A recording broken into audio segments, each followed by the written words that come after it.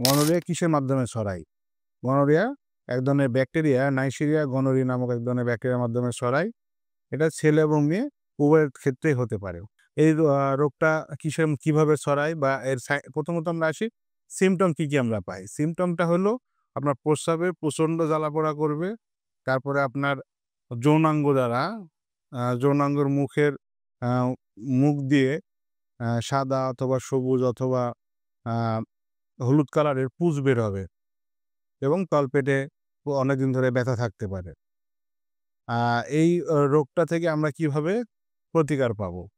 আমরা গনোরিয়ার চিকিৎসাটা কিভাবে করব? আ অবশ্যই আমাদের যে আ যৌন সঙ্গম আছে সেখানে প্রোটেকশন ব্যবহার করতে হবে এবং যে সুচ আছে এই সুচ একজন আরেকজন ব্যবহার না করে সিঙ্গেল সুচ ব্যবহার করতে হবে।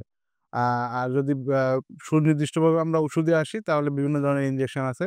যেমন সেফট্রাক্সন আ অথবা সেফিক্সিম এগুলোর মাধ্যমে আমরা কিছু চিকিৎসা করে থাকি কিন্তু সেটা অবশ্যই একজন রেজিস্টার্ড ডাক্তারের পরামর্শ অনুযায়ী করতে হবে।